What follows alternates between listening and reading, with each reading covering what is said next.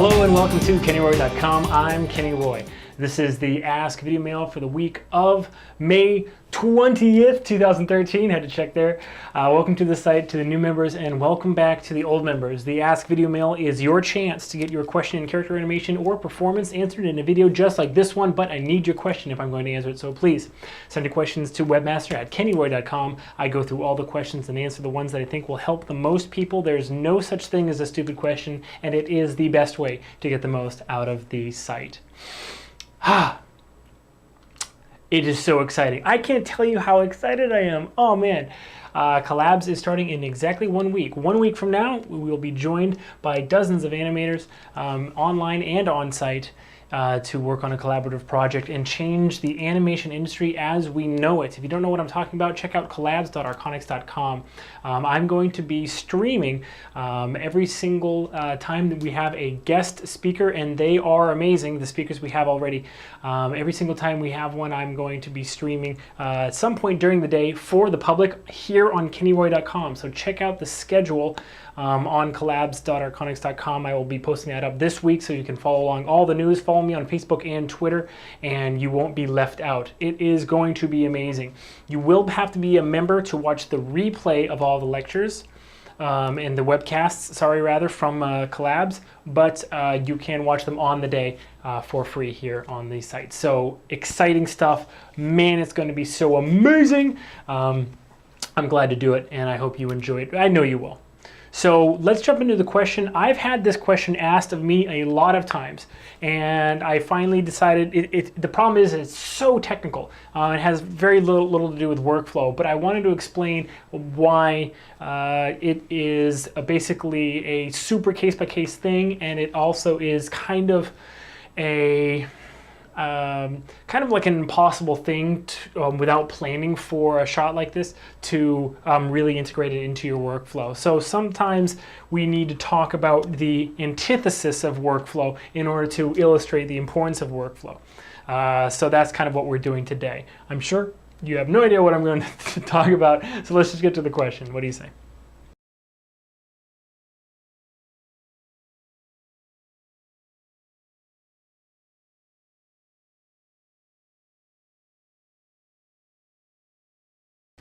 All right, so basically, let me show you what motion people are looking for. And I've had this asked of me a lot of times, and I think the reason that people ask is because they have characters like sitting on sitting at a bar or sitting behind a table or on a bench or whatever, and they want to lock down those IK elbows.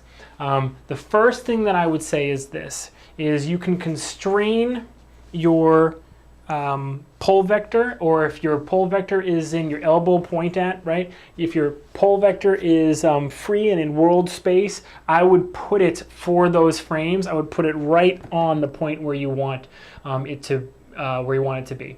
Okay, and then probably animate just as close as you can all the way up until polish, and then go frame by frame to fix it. But here's why. Here's the motion that people are looking for, okay?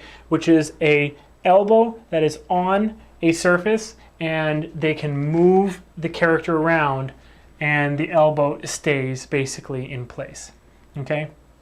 Now here's why this is a problem. The way that forward kinematics works is that the rotations propagate down the chain from parent to child. So you rotate your shoulder, and then you rotate your elbow, and you rotate your wrist, and all of the joints basically go along for the ride. All the children of the joints are taken with it. The way that IK works is it's called inverse kinematics. It means that the child is positioned and the parent joints solve for the position of the child joint, meaning you literally grab your wrist, loosen up your arm. You can do this exercise if you'd like, just by rotating the joints and just feeling that forward kinematics working, right?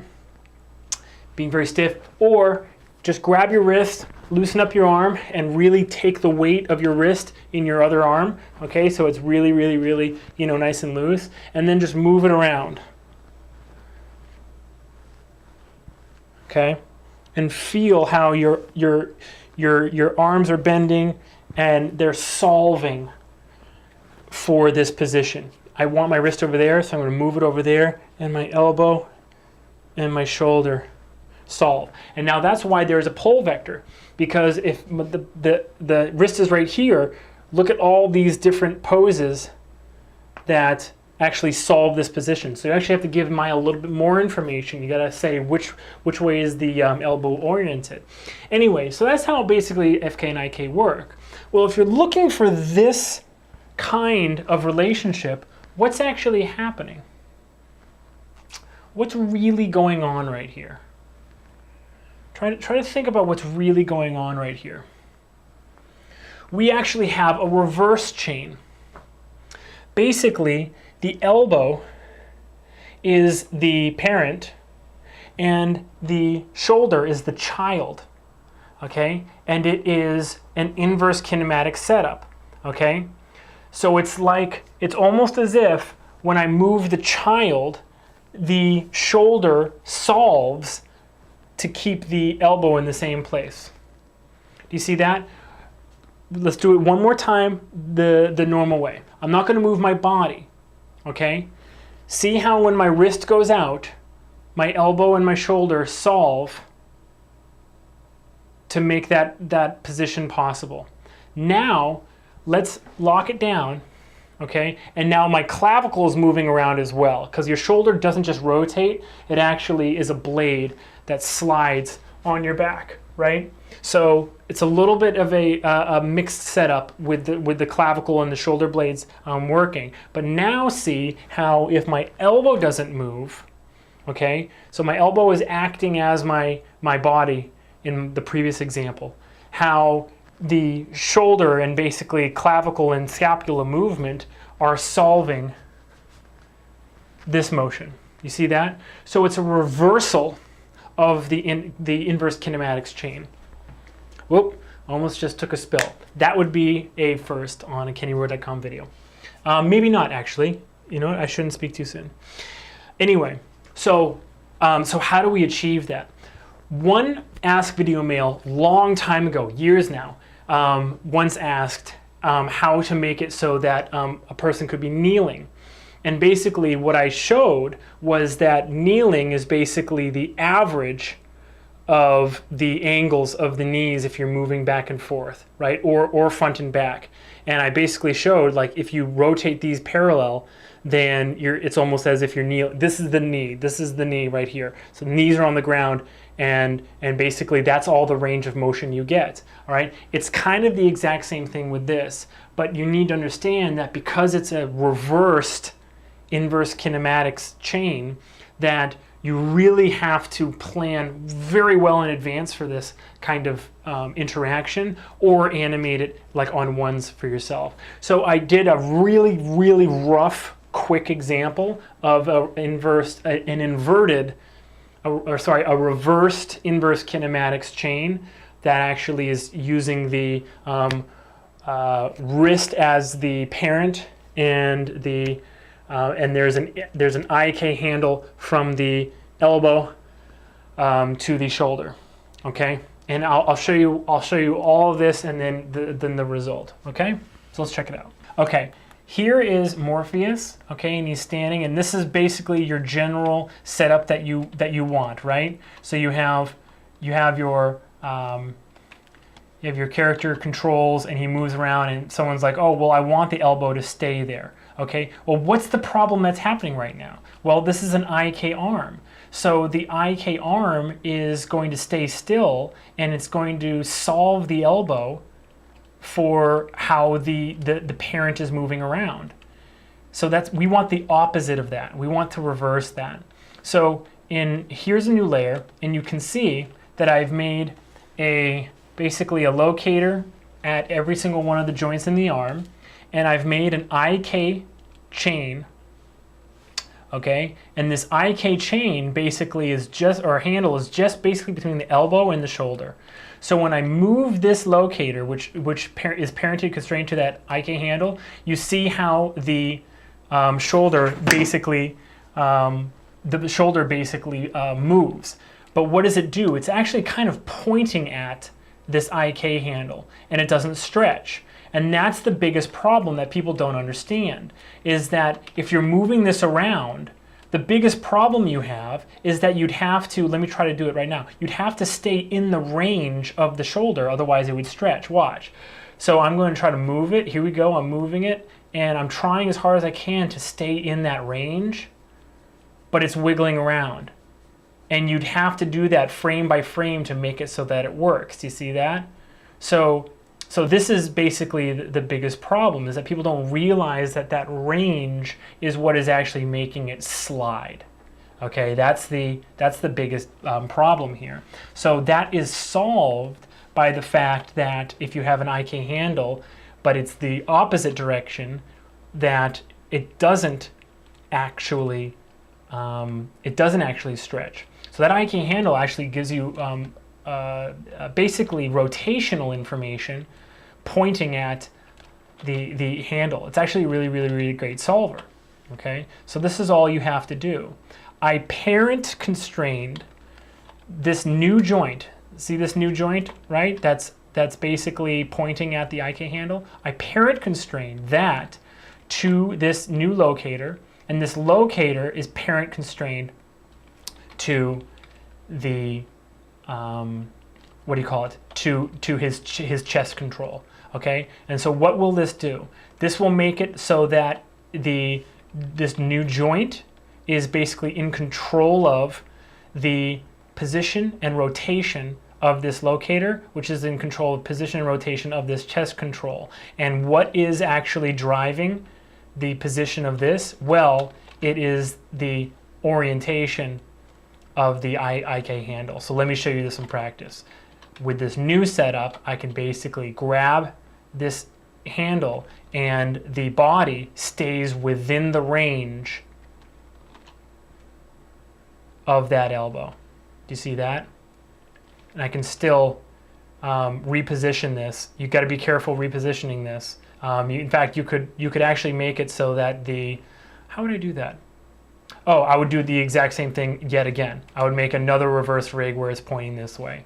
So actually this is not ready for you to reposition this. But as you can see, it does create that interaction, that sticking to the table that you're looking for. Now I could add to this one more joint in the chain and actually make the IK handle work between the elbow and the scapula, but that would require a heck of a lot more tweaking. So what's the point? The point is basically this. Rigs that don't have this kind of interaction built into it, for instance, there are rigs that have IK fingers that when you add them, basically you can get your fingers to become instantly IK, so you can do some really complex interaction and like touching with like a surface on a table. Well, that's great and all, but it had to be built in. So having multiple contact points on a rig, it can be very helpful, and I have seen rigs that have the ability to change that contact point to the elbows and to the knees. But when you are looking for, and as the Ask Videomail has been asked of me many times over, basically there is no way to immediately and basically thoroughly add that kind of functionality to a rig that was not designed to have it. I will give you this file so you can check out what I did. If you want to, you can add another joint to that chain and move the IK handle and add the scapula movement. You can also do one more the other way and do the exact same thing, parent constrain that new joint to that wrist control. So that wrist control is always getting rotation and is staying within the range of that bending bone if you want to go the other way. But like, as you can probably tell, and as you are have now been made aware, this is a pretty intense setup for interaction. I'll say two things about what we've learned today. Number one is that planning is so super essential. Even the antithesis of workflow, which is getting into a shot and then discovering, oh, I need this, and not being able to add it, that'd be bad. The opposite of that is planning, and that's what we need to stick to. Second thing I want to say is that I get this question maybe once every month, or that's a little too often. Once every 2 months or so. I've had this asked me, at least a dozen times. So it's kind of like, it feels like people are doing way too many shots where their elbows are interacting with the surface. I've always said, and I used to demand of my students, that they do no shots until, no shots on your own ever. No test shots, no practice shots, nothing for fun ever where someone's sitting behind a bar or sitting covered by a table. Always do full body acting, head to toe, because you are going to be expected to do that on the job. So why are you spending your time practicing getting great at shots from like here up? You're not going to get those shots, especially if it's your first gig. You're not going to get that shot. That's going to be given to somebody who has a lot of shots under their belt. Okay, you're going to get the full body acting shots. Okay. So again, I'll give you this file so you can open it up and check it out. And that's the way that I would do it. And investigate it, have fun, check it out. But of course, obviously, plan is the better way to go about this. And even me, knowing how to do it and planning ahead, I probably still would just work. Go to 4s down to 2s, and then like when I'm ready to really polish a shot, I would probably just go back in on 1s and just clean it up. Okay, cool. Thanks a lot. Great question. Please send more questions to webmaster@kennyroy.com. Look forward to seeing those. Stay tuned for some awesome collabs webcasts. I appreciate your support. Good luck with your animation, and as always, rock.